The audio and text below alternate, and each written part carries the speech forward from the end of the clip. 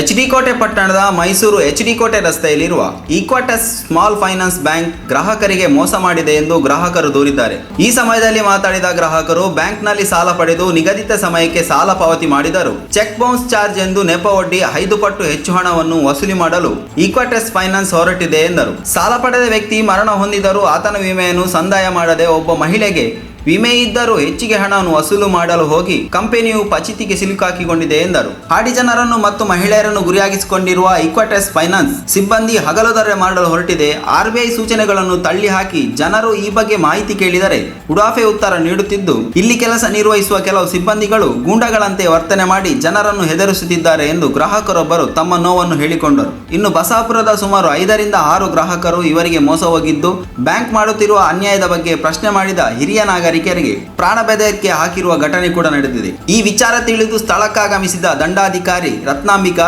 ಜನರ ಜೀವದ ಜೊತೆ ಚೆಲ್ಲಾಟವಾಡುತ್ತಿರುವ ಈ ಬ್ಯಾಂಕ್ಗಳಿಗೆ ಕಡಿವಾಣ ಹಾಕಲಾಗುವುದು ಎಂದು ಭರವಸೆ ನೀಡಿದರು. ಮುಂದಾದರೂ ಈಕ್ವಾಟಸ್ ಕಂಪನಿ ಕಿರುಕುಳದಿಂದ ಗ್ರಾಹಕರಿಗೆ ನ್ಯಾಯ ದೊರಕುವುದೇ ಎಂದು ಕಾದ ನೋಡಬೇಕಾಗಿದೆ. ವರದಿ ಮಾಲಾರ ಮಹಾದೇವ ಸ್ವಾಮಿ.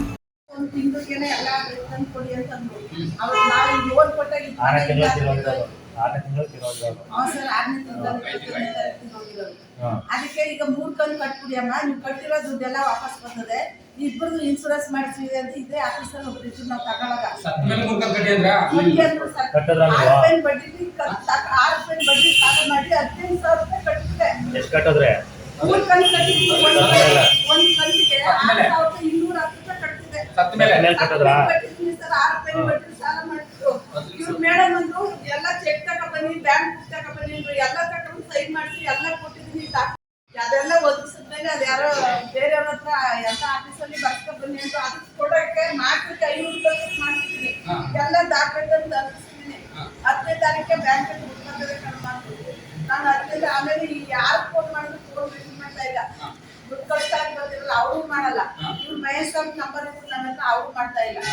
ಆಮೇಲೆ ನಾನೇನು ಮಾಡಿದೆ, ಆ ಬ್ಯಾಂಕ್ ಹೋಗಿ ಚೆಕ್ ಮಾಡಿಸಿ ಅಂದ್ಬಿಟ್ಟು ಹೋದ್ರೆ ಅಲ್ಲಿ ಏನಿಲ್ಲಮ್ಮ, ನಿಮ್ದು 600 ರೂಪಾಯಿ ಇರುತ್ತೆ, ಯಾವುದೂ ಬಂದಿಲ್ಲ. ಇಲ್ಲಿ ಬಂದು ಮೇಡಮ್ ಅಂತ ಕೇಳಿದೆ, ಚೆಕ್ಗೆಲ್ಲ 8 ಸೈನ್ ಹಾಕ್ಸ್ಕೊಳ್ರಿ ಮೇಡಮ್, ನೀವು ಹಾಕ್ಸ್ಕೊಂಡು ನನಗೆ 15,000 ರೂಪಾಯಿ 6 ಸೈನ್ ಬಡ್ಡಿ ಸಾಲ ಮಾಡಿ ಕಟ್ಟಿದ್ದೀನಿ.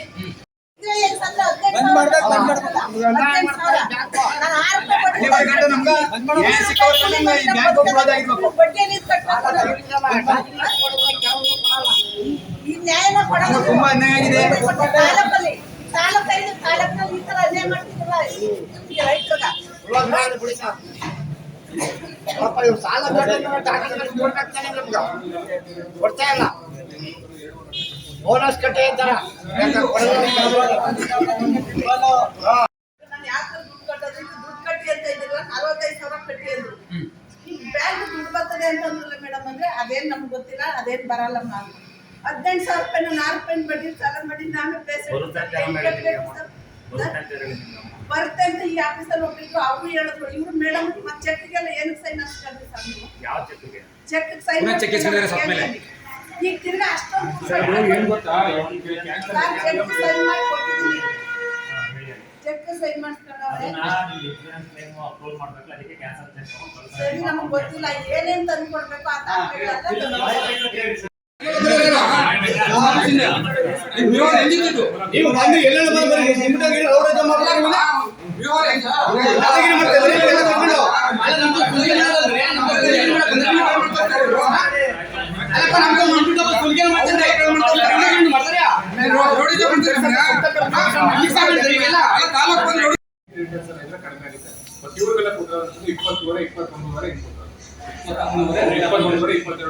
ಅವ್ರಿಗೆ ತಂದು ಕೊಟ್ಟಿದ್ದೀವಿ. ಅವ್ರು ಗಮನ ಇನ್ನೊಂದು ಏನಪ್ಪ ಅಂದ್ರೆ, ಸರ್ ಈಗ ನಾವು ಲೋನ್ ಕರೆಕ್ಟಾಗಿ ಹೇಳ್ತೀವಲ್ಲ, ತಿಂಗಳಿಗೆ ಎಷ್ಟು 12,000 ಸರ್, ತಿಂಗಳು 5 ಲಕ್ಷ ತಗೊಂಡ್ರೆ ಒಂದು ತಿಂಗಳಿಗೆ 12,000 ಕಟ್ಟಬೇಕು, 5 ವರ್ಷ ಕಟ್ಟಬೇಕಂತ ಹೇಳಿರ್ತೀವಿ.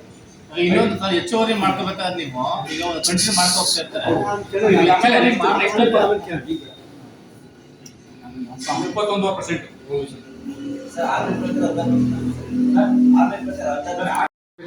ಮೂರು ವರ್ಷ ಇರುತ್ತೆ, 5 ವರ್ಷ ಇರುತ್ತೆ.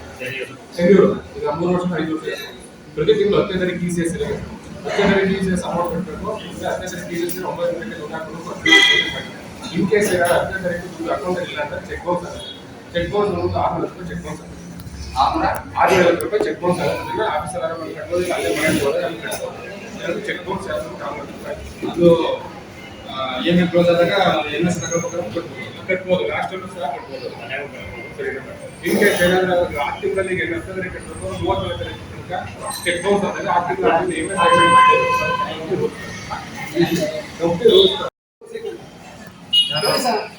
ನಾನು ನಡೀತಿದ್ದೀನಿ BP ಶುಗರ್ ಜಾಸ್ತಿ ಆಗ್ಬಿಟ್ಟು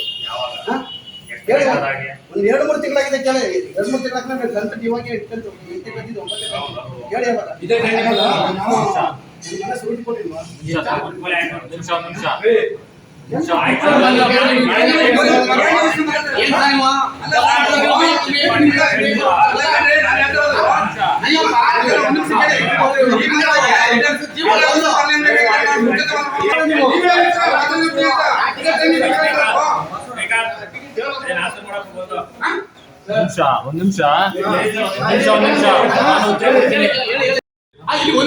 ಒಂದೇ ಪಟ್ಟಿ 16% ನಮ್ಗೆ ಮೈಕ್ ಕೇಳಿದ್ರು. ನೀವು ಹೇಳ್ತಿದ್ರಿ 21%, 23% ಅಂತ ನಿಮ್ಮ ಬಾಯಿಲೆ ಬಂದಿವಾಗ ಅಲ್ಲಿ ಎಷ್ಟು ಪರ್ಸೆಂಟ್ 7% ನಮ್ದು ಜಾಸ್ತಿ ವೃಷ್ಟಿ ಮಾಡ್ತಿದ್ರಿ 1 ಪಾಯಿಂಟ್. ಈ ವಯ್ಯ ನನ್ನ ಗಮನಕ್ಕೆ ಬರ್ತಾರೆ ಹೆಚ್ಚುವರಿ ಖರ್ಚು ಮಾಡ್ಕೊಂಡವ್ರೆ. ಅವಾಗ ಕಟ್ಟಿಸಿರಿ ಅಂತವ್ರೆ. ಅದಕ್ಕೆ ಮಾಹಿತಿ ಇಲ್ಲ ನಿಮ್ಮ ಹತ್ರ ಮಾಹಿತಿ ಇಲ್ಲ ನೀವು ಕೊಡಿ ಅಷ್ಟೇ. ಅವ್ರು ಮಾಡಿದ್ದು ಈಗ ಅವರು ಹುಷಾರಿಲ್ಲ ಅಂತಂದ್ರು ಎತ್ಕಳ ಆಫೀಸ್ಗೆ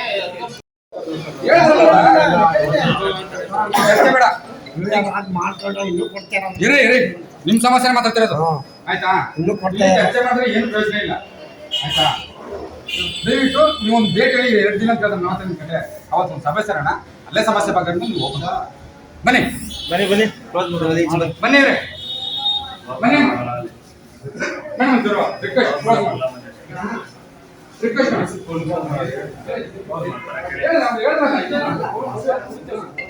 ನೀವು ಅಂದ್ರಲ್ಲ ನೀವು ರೈಟಿಂಗಲ್ಲಿ ಕೊಡಿ ಅಂತ. ರೈಟಿಂಗಲ್ಲಿ ಈಸ್ಕೊಂಡಿದೀಯ ಅಂತ ಬಿಟ್ಟು ನಿಮ್ಗೆ ಇನ್ಫಾರ್ಮ್ ಮಾಡಿದಾಗ ಕೇಳಿದ್ರ ನೀವು ಅವ್ರಿಗೆ ಅಲ್ಲಲ್ಲ ಬ್ರಾಂಚ್ ಮ್ಯಾನೇಜರ್ನೇ ಕೇಳಿದ್ರ ನೀವು ಬರೋದು ಮುಂಚೆಗೆ ರೈಟಿಂಗಲ್ಲಿ ಬಂದಿದೆಯಪ್ಪ ನಾನು ಬರಬೇಕು ಸಮಸ್ಯೆ ಬರಬೇಕು ಅಂದ್ರೆ ರೈಟಿಂಗಲ್ಲಿ ಬಂದಿದೆ ಅಂತ ಕೇಳಿದ್ರ ಈಗ ರೈಟಿಂಗಲ್ಲಿ ಸರ್ ಈಗಲೆಲ್ಲ ಕೇಳೋದಲ್ಲ ಸರ್. ನೀವು ಬರೋದ ಮುಂಚೆಗೆ ಕೇಳಿದ್ರೆ ನೀವು ಬ್ರಾಂಚ್ ಮ್ಯಾನೇಜರ್ ರೈಟಿಂಗಲ್ಲಿ ಕೊಡಿ ನಾವು ಉತ್ತರ ಕೊಡಿ. ನಾನು ಈಗ ಕೊಡಕ್ ನಾನು ಸೂಕ್ತ ಇಲ್ಲ. ನಾನು ಬಂದಿದ್ದು ನೇರವಾಗಿ ಹೊರಗಡೆ ಹೋಗಿದ್ರಿ ಇಲ್ಲ ಇದರಲ್ಲಿ ಫೋನ್ ಮಾಡಿದ್ರು ಸರ್. ನೋಡಿ ನಿಮಗೆ ತುಂಬಾ ಅಪಾರ ಗೌರವ ಇದೆ. ನೀವು ದಯವಿಟ್ಟು ಬೇರೆ ರೀತಿ ಮ್ಯಾನೇಜರ್ ಮಾಡಿ ಕೂರಿಸಿದಿರಿ ತಾವುಗಳು. ನಿಯಮಾವಳಿ ಅವ್ರಿಗೂ ಗೊತ್ತು. ಯಾವುದೇ ಕಸ್ಟಮರ್ ಸರ್ ಈಗಷ್ಟೇ ಹೇಳಿದ್ರಿ ನೀವು ಇಲ್ಲಿ ಜನರ ಸಮ್ಮುಖದಲ್ಲೇ ನಮ್ಮ ಮ್ಯಾನೇಜರ್ಗೆ ಅದ್ರ ಬಗ್ಗೆ ಮಾಹಿತಿ ಕೊರತೆ ಇದೆ, ಅವ್ರಿಗೆ ಮಾಹಿತಿ ಇಲ್ಲ ಅಂತ ಹೇಳಿ ಅನುಭವ ಇಲ್ಲ ಅಂತ ಹೇಳ್ತಾ ಇದೀರಿ. ಅನುಭವ ಇದು ರೈಟಿಂಗ್ ಅಲ್ಲಿ ಲೆಟರ್ ಕೊಡಬೇಕು. ಎಲ್ಲಾ ವ್ಯಕ್ತಿಗಳು ಈಗ ಬೇರೆಯವ್ರು ನೀವು ಅವ್ರಿಗೆ ಇನ್ಫಾರ್ಮ್ ಮಾಡ್ಬೋದಾಯ್ತಲ್ಲ ಸರ್. ಅವ್ರಿಗೆ ಕೊಡಕ್ ಬರೋದಿಲ್ಲ. ಒಂದು ನಿಮಿಷ ಕಸ್ಟಮರ್ ನಿಮ್ಮ ಗಮನಕ್ಕೆ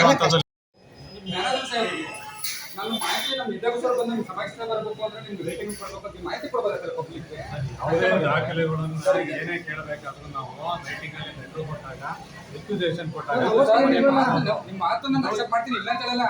ಕೇಳಿ ಒಂದ್ ನಿಮಿಷ. ಡಾಕ್ಯುಮೆಂಟ್ಸ್ ಈ ಅಟ್ ಪ್ರೆಸೆಂಟ್ ನೀವು ಅಟ್ ಪ್ರೆಸೆಂಟ್ ಮುನ್ಸಿಪಲ್ ಲೆಕ್ಕಾಚಾರಕ್ಕೋಸ್ಕರ ನೀವು ರೇಟಿಂಗ್ ಕೊಡಿ ಅಂತಾರಲ್ಲ. 4 ಲಕ್ಷ ಕಸ್ಟಮರ್ಗಳು ಜನಗಳು ಬಂದು ಇವ್ರ ಹತ್ರ ಚರ್ಚೆ ಮಾಡ್ಕೊಳ್ಳೋಲ್ಲ. ಅವತ್ತಾಗಿ ಇನ್ಫಾರ್ಮ್ ಮಾಡಿಲ್ಲ ನಿಮ್ಮ ಮ್ಯಾನೇಜರು. ಇವರಿಗೆ ಇದ್ರ ಬಗ್ಗೆ ಐಡಿಯಾ ಇಲ್ಲ. ಮ್ಯಾನೇಜರ್ ಮಾಡಿ ಕಳಿಸಿದ್ರ ಹಂಗಾರೆ ಐಡಿಯಾ ಇಲ್ಲದವ್ರು ಅನುಭವ ಇಲ್ಲದವ್ರು ಈ ಡಾಕ್ಯುಮೆಂಟ್ಸ್ ನ ರೈಟಿಂಗ್ ಅಲ್ಲಿ ಲೆಟರ್ ತಗೋಬೇಕು ಅಂತ ಹೇಳಿದ್ರು. ಬಟ್ ನಾವು ಹೌದು ಮಾಡಿದ್ರೆ ನೀವೇನಂದ್ರೆ ಇದ್ ಮಾಡಿದ್ರ ಕರ್ಸಿ ಮಾತಾಡೋಣ ನೀವು ಹೇಳಿದ್ರಂತೆ ಕರ್ಸಿ ಬೈದಾರೆ. ಇವತ್ತು ಬಂದಿರೋದು ಅದಕ್ಕೆ ಮಾತಾಡ್ತೀವಿ ಅಂತ ಬಂದಿರಲ್ಲ ಸರ್. ಇವಾಗ ನೀವೇನ್ ಕೇಳ್ತಿದ್ರೆ ಅದ್ರ ಪಾಲಿಸಿ ಎಲ್ಲ ಕೊಡಿ, ಒರಿಜಿನಲ್ ಡಾಕ್ಯುಮೆಂಟ್ಸ್ ಕೊಡಿ ಅಂತ. ಹೌದು ಗೆಟ್ ಆಫೀಸ್ ಕೊಡಲ್ಲ ಅಂತ ಹೇಳ್ತಾರೆ. ಹೌದು ಸರ್ ನಾವು ಸಮಾಜ ಸೇವೆಯಲ್ಲಿ ಎಲ್ಲರೂ ಲೆಕ್ಕಾಚಾರ ಇಟ್ಕೊಂಡು ನೀವು ಅಂತ ಸ್ವಲ್ಪ ಕೋಪರೇಟ್ ಆಗಿರ್ಬೇಕು. ನೀವು ಕೋಪರೇಟ್ ಮಾಡ್ತಿರಲ್ಲ ದಯವಿಟ್ಟು ನೀವು ಅದಕ್ಕೆ ನಮ್ಗಳಿಗೆ 4 ಜನಗಳಿಗೆ ಒಂದು ಕೋಪರೇಟ್ ಆಗಿರ್ಬೇಕು. ನಿಮ್ಮ ವೃತ್ತಿ ಧರ್ಮ ಅರ್ಥ ಆಯ್ತಾ. ನಾವು ಏನು ಕೇಳ್ತೀವಿ ಸಪೋರ್ಟ್ ಆಗಿ ನಾನು ಇದೀನಿ ನಾನು ಹೇಳ್ತಾರೆ. ಈ ಹೆಡ್ ಆಫೀಸರ್ಗಳು ನಿಮ್ಮ ಸ್ನಾನ ಮಾಡಿ ಏನ್ ಬರೋದ್ರೆ ನಿಮ್ ಸಪೋರ್ಟ್ ಆಗಿ ನಾನು ಈ 4 ಜನಕ್ಕೆ ನಾನು ಏನ್ ಮಾಡಬೇಕು ನಿಮ್ಗೆ ಒಳ್ಳೇದಾಯ್ತು ಅಂದ್ರೆ ನಾನು ಏನ್ ಮಾಡೋದು ರೆಡಿ ಇದ್ದೀನಿ ಅಂತ ನೀವು ಇರ್ಬೇಕು. ಯಾಕಂದ್ರೆ ಆ ಸ್ಥಾನ ನಾನು ಇದು ಬಂದವ ನಾನು ಅನ್ಕೋದೆ ನೀವು ಇರ್ಬೇಕು.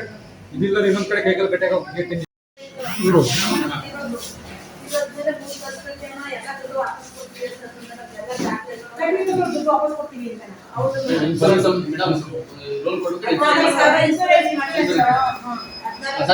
ಕೊಟ್ಟರು ವಾಪಸ್ ಅದು ಕೊಟ್ಟಿಲ್ಲ. ಏನಿದು ಮೇಡಮ್ ಅವ್ರದ್ದು ಇನ್ಸೂರೆನ್ಸ್ ಇದೆ, ಇನ್ಸೂರೆನ್ಸ್ ಕ್ಲಿಯರ್ ಆಗಿಲ್ಲ ಅಂತ ಕ್ಲಿಯರ್ ಆಗಿದೆ. ಅವರು ಇನ್ಸೂರೆನ್ಸ್ ಆದ್ಮೇಲೆ ಏನು ಸೆಟಲ್ಮೆಂಟ್ ಆಗಿದೆ ಅಂತ ಸೆಟಲ್ಮೆಂಟ್ ಮಾಡಿಬಿಟ್ಟು ಕೂತ್ರೆ ಅವ್ರು ಮಾರಾಟ ತಗೊಂಡಿದ್ದಾರೆ. ಕೊರೋನಾ ಟೈಮಲ್ಲಿ ಅಮೌಂಟ್ ಕಟ್ಟಿಲ್ಲ, ಮಾರಾಟ ಮಾಡಿದ್ದೀವಿ. ಆ ಮಾರಾಟದಲ್ಲಿ ಏನ್ ಪ್ರಿನ್ಸಿಪಲ್ ಆಡ್ ಆಗಿದೆ ಆ ಪ್ರಿನ್ಸಿಪಲ್ ಇನ್ಸೂರೆನ್ಸ್ 26,368 ಆಡ್ ಆಗಿದೆ. ಈ ಪ್ರಿನ್ಸಿಪಲ್ ಇನ್ಸೂರೆನ್ಸ್ ಅಲ್ಲ, ಇನ್ ರಿಮೈನಿಂಗ್ ಕ್ಲಿಯರ್ ಆಗಿ. ಇದನ್ನ ಅವ್ರಿಗೆ ತಿಳಿಸಿರ್ತೀರಾ ಮೊದಲೇನೆ? ಹೌದೌದು, ಕೋವಿಡ್ ಅವ್ರು ಏನ್ ಹೇಳ್ತಾರೆ ಅಂದ್ರೆ ದುಡ್ಡೆಲ್ಲ ಕೊಡ್ತೀನಿ ಅಂತ ಹೇಳ್ತಿದ್ದಾರೆ. ಇಲ್ಲ ಅವ್ರಿಗೆ ಇದು ಇನ್ಸೂರೆನ್ಸ್ ಲೈಫ್ ಇನ್ಸೂರೆನ್ಸ್ ಅಲ್ಲ, ಓನ್ಲಿ ಡೆತ್ ಕವರ್ ಇನ್ಸೂರೆನ್ಸ್ ಆಗಿದೆ. ಸರಿನಾ? ಲೈಫ್ ಇನ್ಸೂರೆನ್ಸ್ ಅಂದ್ರೆ ಅವ್ರು ಹೇಳ್ದಂಗೆ ಕಟ್ಟಿರೋದು ವಾಪಸ್ ಬರುತ್ತೆ. ನಾವು ಲೈಫ್ ಇನ್ಸೂರೆನ್ಸ್ ಮಾಡೋದಕ್ಕೆ ಬ್ಯಾಂಕಿಂಗ್ ರೈಟ್ಸ್ ಇಲ್ಲ, ಅದು ಅವರೇ ಪರ್ಸನ್ ಯಾರಿರ್ತಾರೆ ಅವರೇ ಅವ್ರು ಮಾಡ್ಕೊಳ್ಳೋದು. ಸಮಸ್ಯೆ ಇಲ್ಲ. ಈ ಒಟ್ಟಿಗೆ ಆಲ್ರೆಡಿ ನಾವು ತಂದ್ಕೊಂಡು ಒಂದು 20 ಕಟ್ಟಿದ್ದೀವಿ. ಎಷ್ಟು ತಗೊಂಡಿಲ್ಲ? 3,60,60,000 ತಗೊಂಡಿದೆ. ಅದ್ರಲ್ಲಿ 2 ಲಕ್ಷ ಈಗ 1,90,90,000 ಕಟ್ಕೊಂಡಿದ್ದೀವಿ. ಈಗ ಏನಂತಂದ್ರೆ ಈಗ 4 ಲಕ್ಷ ದುಡ್ಡು ಕಟ್ಟಿ ಅಂತ ಕ್ಲಿಯರೆನ್ಸ್ ಮಾಡ್ತಾರೆ. ನಮ್ಮ ಲೆಕ್ಕಾಚಾರ ಇವಾಗ ಒಂದು 2 ಲಕ್ಷ ಕಟ್ಟಿದ್ರೆ 2 ಲಕ್ಷ ಕಟ್ಟಿದ್ದೀನಿ, 2 ಲಕ್ಷ ಕಟ್ಟಿದ್ರೆ ಕ್ಲೋಸ್. ಇವ್ರು ಏನ್ ಹೇಳ್ತಾವ್ರೆ 3 ಲಕ್ಷ ಕಟ್ಬಿಡಿ ಅಂತ ಹೇಳ್ತಾವ್ರೆ. ನಾವೇ ದುಡ್ಡು ಕೊಡ್ತೀವಿ, ಈ 3 ವಾರ ಕಟ್ಟಿ ಅಂತ ಹೇಳ್ತಿದ್ದಾರೆ. 3 ವಾರ ಕಟ್ಟಕ್ಕಾಗಲ್ಲ ಸರ್, ನಾನು ಕಟ್ಬಿಟ್ಟು ನಾನು ಕೇಳ್ತಿದ್ದೀನಿ. ಸಮಸ್ಯೆ ಏನಾಗಿದೆ ಹಾಕಿಲ್ಲ ಅಂದ್ರೆ ನಾವು ಬರೀತೀವಿ, ಬಿ ಹಾಕ್ತೀವಿ. ಲೈನ್ ಅಂತ ಬಂದ್ಬಿಟ್ಟು ಬೋರ್ಡ್ ಬರ್ಬಿಟ್ಟು ಅದು ನಿಮ್ಮ ಸೀಲ್ ಮಾಡಿ ಬಿ ಹಾಕ್ತೀವಿ, ಬೋರ್ಡಿಂದ ಆಟ ತರ್ಬಿಟ್ಟು ತಿಂಗಳು ಹೇಳ್ತಾರೆ. ಮನೆ ಬಂದಕ್ಕೆ ಸರ್ ಬಂದ್ಬಿಟ್ಟು ಸೀಲ್ ಮಾಡ್ಬಿಟ್ಟು ಬಿ ಹಾಕ್ಸ್ತಾರೆ. ಅವ್ರು ಬರ್ತಾರ ಸೀಲ್ ಮಾಡಿಸ್ತಾರ. ಏನಾದ್ರು ನಾವು ಕೊಟ್ಟಿಲ್ಲ ಅಂದ್ರೆ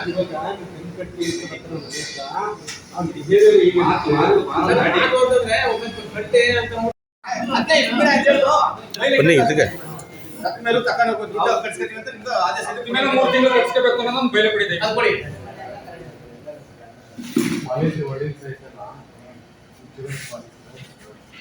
ಇನ್ಸೂರೆನ್ಸ್ ಕಟ್ಟೋ ಉದ್ದೇಶ ಡೆತ್ ಆದಾಗ ಬಚಾವ್ ಆನ್ ಸ್ಪಾಟ್ ಆಗುತ್ತೆ ರೀ, ಆನ್ ಸ್ಪಾಟ್ ಡೆಲಿವರಿ ಅದು ಇನ್ಸೂರೆನ್ಸು. ನಾವು ಅದೇನಿಗೆ ಶಾಸ್ತ್ರ ಮೇಳ ನಾವು 3 ಕಂತು ಕಟ್ಸ್ಕೊತೀವಿ, ಕಟ್ಸ್ಕೊಳ್ಳೇಬೇಕು ಅಂತ ನಿಯಮಾವಳಿ ಇರ್ತದ.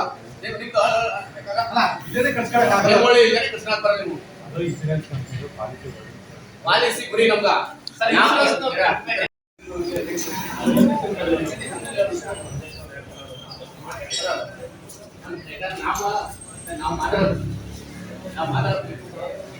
ನಾವು ಈ ರೀತಿ ಕಂಡೀಷನ್ ಮಾಡ್ತಾರೆ ಲೋನ್ ಕೊಡೋದು. ಇದರಲ್ಲಿ ಏರುಪೇರು ಇದ್ರೆ ಕೇಳಿ ಕೇಳೋದು, ನಾವು ಏರುಪೇರು ಹೇಳ್ತೀವಿ. ಇದು ನಿಮ್ಮ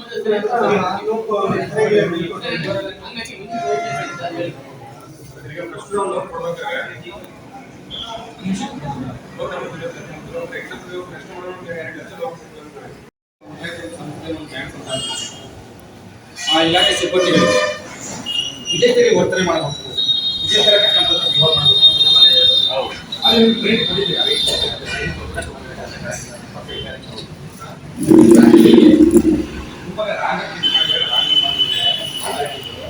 ಸಿಬ್ಬಂದಿಗಳು ಕಸ್ಟಮರ್ ಹತ್ರ ಯಾವ ರೀತಿ ಬಿಹೇವ್ ಮಾಡಬೇಕು, ಟ್ರೈನ್ ಕೊಡಬೇಕಾಗುತ್ತೆ. ನಾನು ಮಾತಾಡಿರೋ ಮಾತುಗಳು ಮಾತಾಡೋ ರೀತಿಗಳಿದೆಯಲ್ಲ, ವಿಕಾಸಗಳು ಫಸ್ಟ್ ಆಫ್ ಆಲ್ ಎಲ್ಲ ವಿಕಾಸ್ ನೋಟಿಸ್ ಕೊಡಲಿ, ಅದು ಏನು ಡಾಕ್ಯುಮೆಂಟ್ಸ್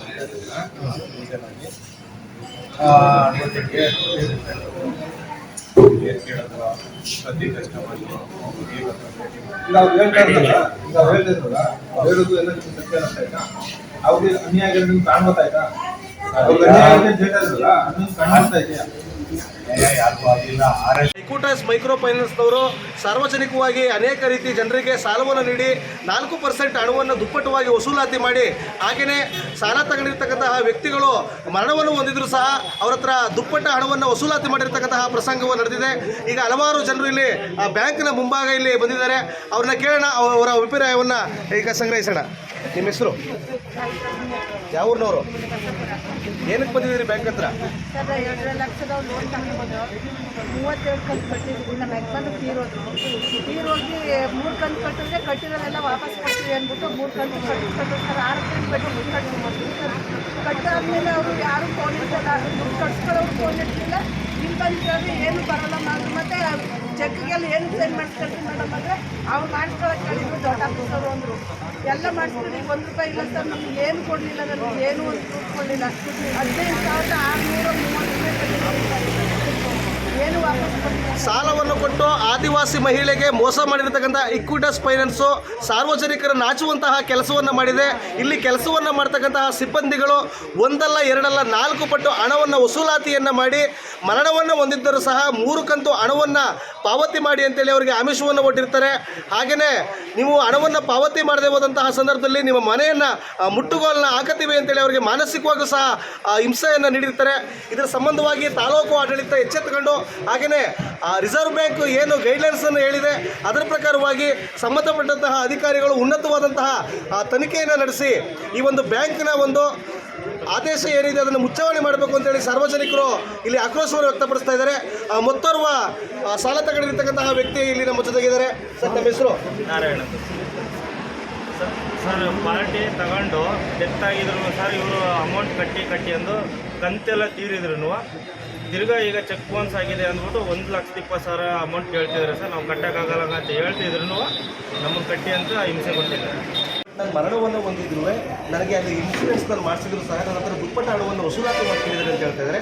ಈ ಮ್ಯಾನೇಜರ್ ಆಗಿ ನೀವು ಇದ್ರ ಬಗ್ಗೆ ಇರುತ್ತೆ ಸರ್? ಇದ್ರ ಬಗ್ಗೆ ನಾವು ದುಪ್ಪಟ್ಟ ಹಣವನ್ನು ವಸೂಲು ಮಾಡಿಲ್ಲ. ಈಗ ಅವ್ರು ಏನಿದೆ ಕ್ಲೈಮ್ ಆಗೋ ತನಕ ಆ ಡಾಕ್ಯುಮೆಂಟ್ಸ್ ತಂದು ಕೊಡಿ. ಕ್ಲೈಮ್ ಆದಮೇಲೆ ಅದೇನೋ 2 EMI ಕಟ್ಟಿದ್ದಲ್ಲ ಅದು ರೀಫಂಡ್ ಆಗುತ್ತೆ ಅಂತ ಹೇಳ್ತಾರೆ.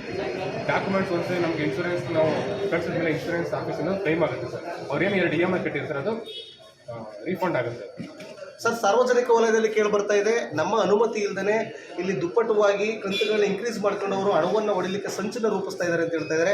ಅದೇ ರೀತಿ ಇಲ್ಲಿ ನಿಮ್ಮ ಕಣ್ಣೆದುರಿಗೆ ಸಹ ಸಾಕಷ್ಟು ಜನ ಆ ಥರ ಒಂದು ಸಮಸ್ಯೆನ ಹೊತ್ಕೊಂಡು ಬಂದಿದ್ದಾರೆ. ಇದ್ರ ಬಗ್ಗೆ ಸಮಸ್ಯೆಗೆ ಯಾವ ರೀತಿ ಪರಿಹಾರವನ್ನು ನೀವು ಹುಡ್ತೀರಿ ಸರ್?